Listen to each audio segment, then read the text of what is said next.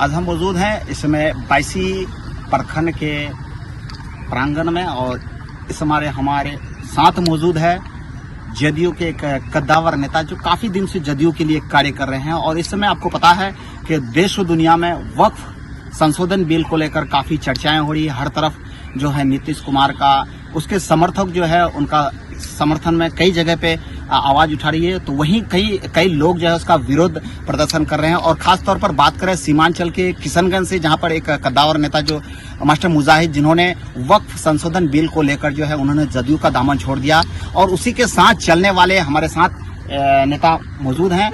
हम उनसे जानने की कोशिश करेंगे कि आखिर जदयू का जो मुख्यमंत्री श्री नीतीश कुमार है, जिन्होंने वक्फ संशोधन बिल का समर्थन किया और एनडीए के साथ दिया, क्या कुछ कहेंगे इसको लेकर और क्या निर्णय है उनके तरफ से? क्या अब तक जदयू के दामन उन्होंने थाम रखा है या फिर छोड़ दिया है? उसके तरफ से क्या इसका निष्कर्ष निकल कर आता है, हम उनसे बात करते हैं। जी, सबसे पहले आपका सिटी एक्सप्रेस लाइव में बहुत बहुत स्वागत है, वेलकम है। जी बताइए कि अभी एक जो ये चल रही है, चारों तरफ चर्चा हो रही है वक्फ संशोधन बिल को लेकर, जिसमें बिहार के मुख्यमंत्री नीतीश कुमार ने समर्थन किया है, जिसको लेकर मुसलमान समुदाय में एक तरह की जो है काफी आक्रोश है। और इसी के अंतर्गत जो है किशनगंज के एक पूर्व लोकसभा प्रत्याशी जो मास्टर मुजाहिद जी है, जिन्होंने जो है अभी जदयू का दामन छोड़ दिया। काफी दिनों से उन्होंने जदयू का तकरीबन 15 साल उन्होंने जदयू में रहे और उसके साथ कई लोग जुड़े हुए थे और काफी लोगों के साथ उन्होंने जदयू। अब तक आपके तरफ से क्या निर्णय लिया गया और क्या नीतीश कुमार के द्वारा ये जो निर्णय लिया गया एनडीए के साथ जो उन्होंने समर्थन किया, क्या ये सही था? आप क्या बताएंगे इसके बारे में? देखिए, सबसे पहली बात है कि आपके चैनल को मैं बहुत मुबारकबाद देता हूँ।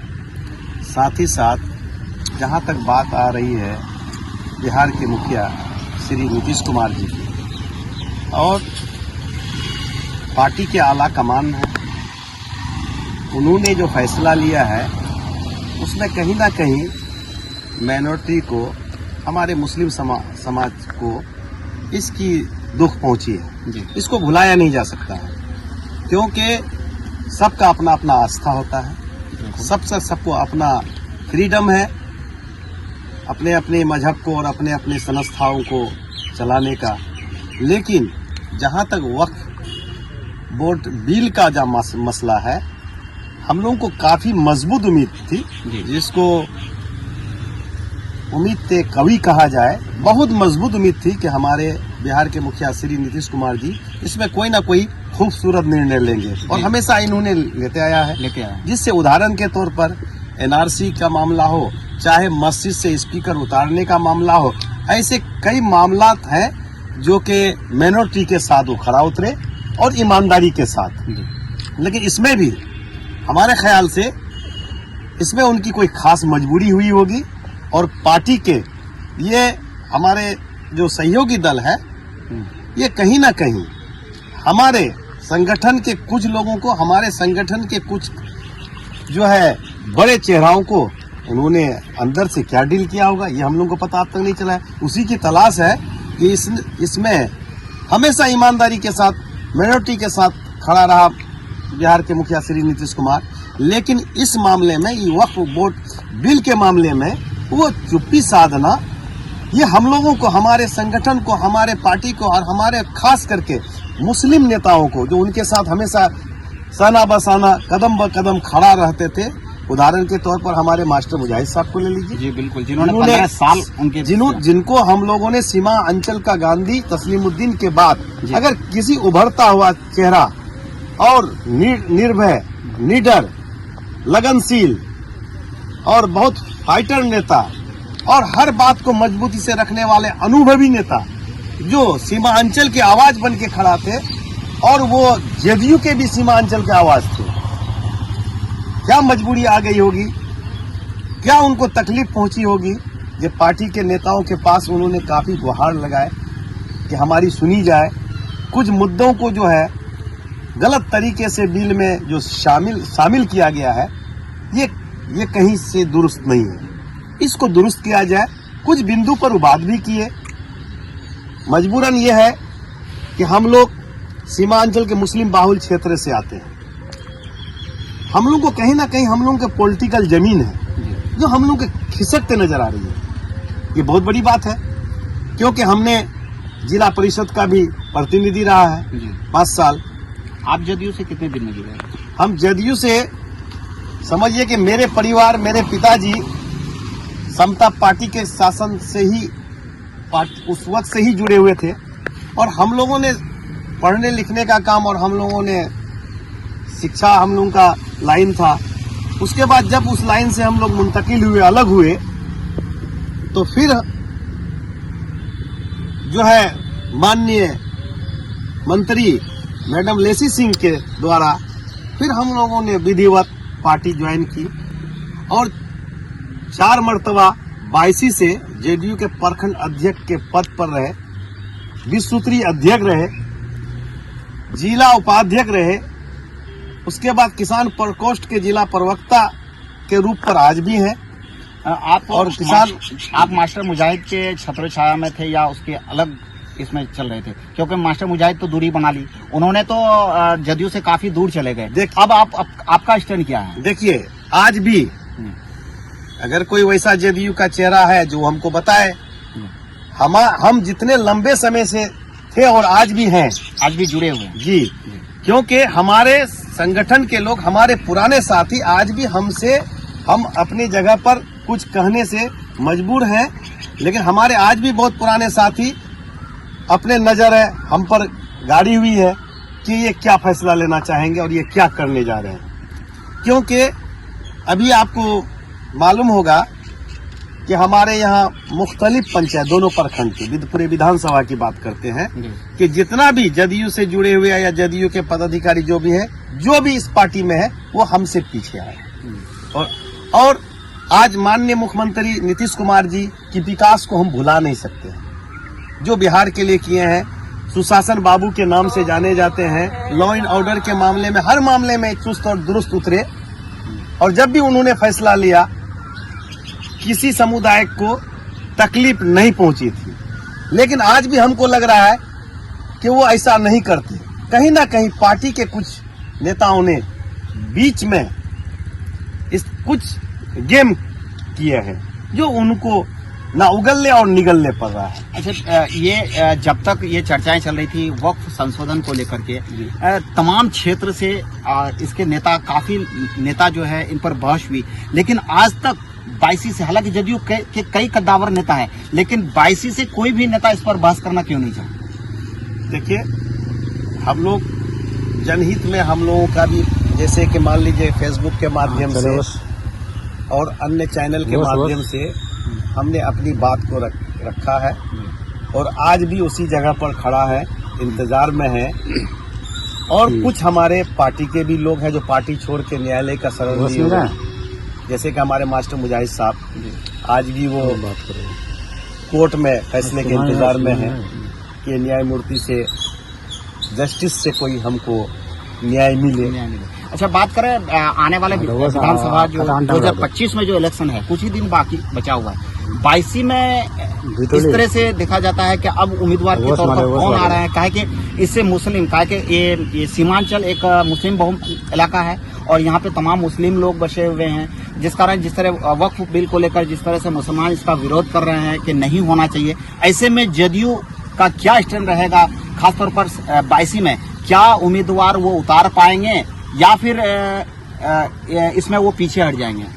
नहीं, देखिए, हम लोग तो ये है कि हम लोग पिछले चुनाव में अलायंस में लड़े और यहाँ से बीजेपी का जो है प्रत्याशी भी रहे, लेकिन उस समय की बात कुछ और थी। लेकिन अभी एक मुद्दा है वक्फ बिल। तो जिस तरह हम लोग खल्लम खुल्ला लोगों के पास, मुस्लिम चेहरों के पास, मुस्लिम वोटरों के पास हम लोग जनसंपर्क में जाते थे, उस तरह से हम लोग की इस बार काफी दुश्वारी होगी, परेशानी होगी, काफी परेशानी होगी।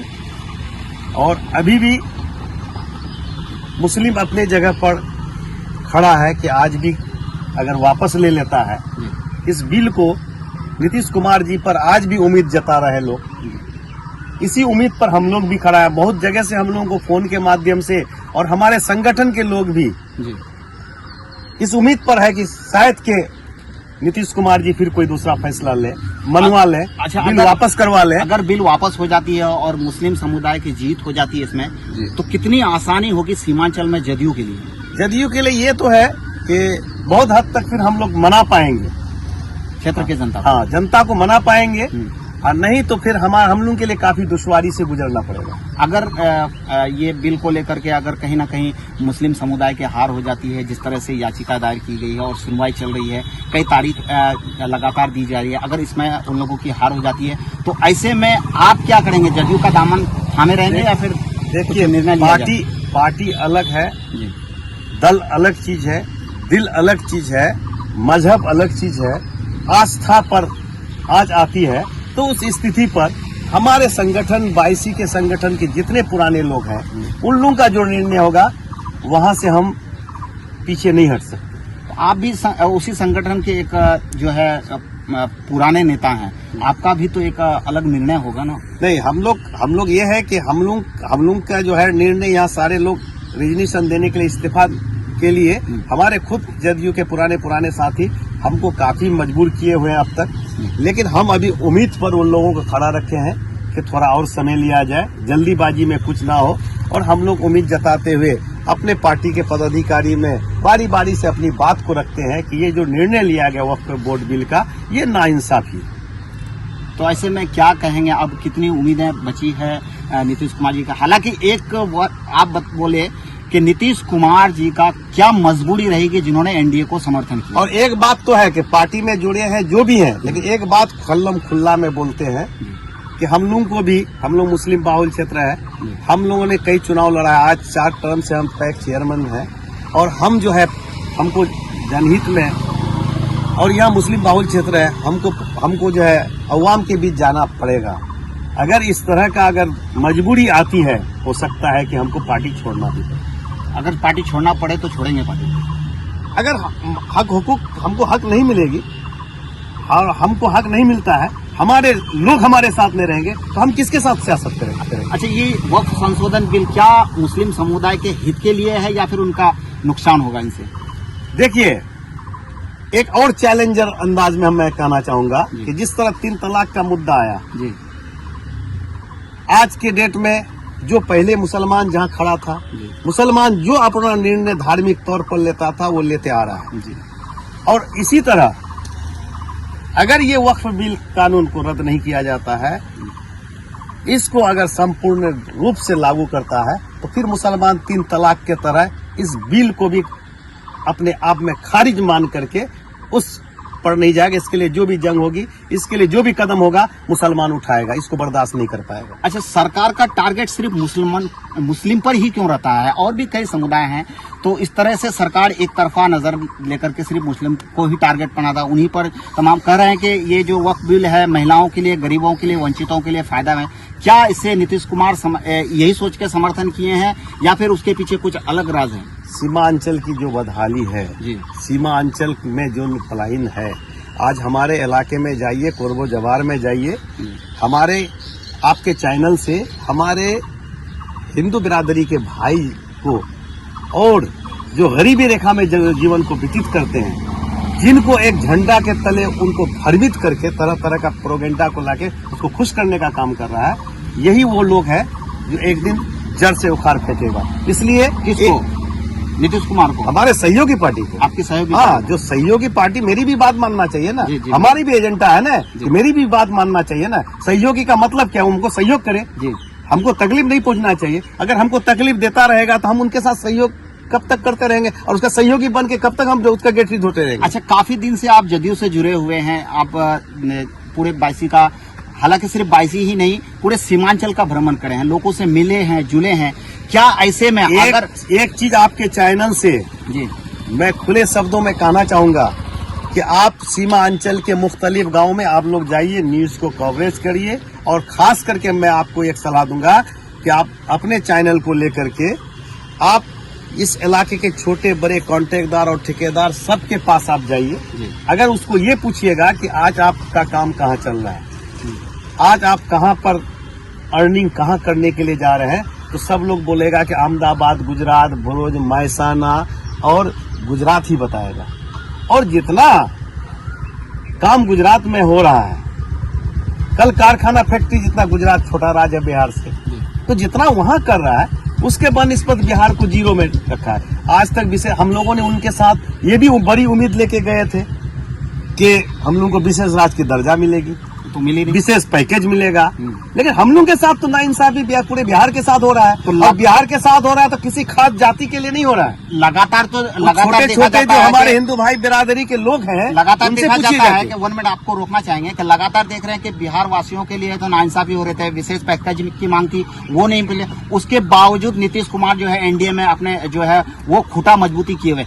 क्या उसको आगे बढ़ने की लालच है या फिर किसी मजबूरी के तहत इस तरह की वो जो है निर्णय ले रहे हैं? हमको ये लग रहा है कि हमारी पार्टी को तोड़ी जा रही है, हमारे साथ गेम किया जा रहा है।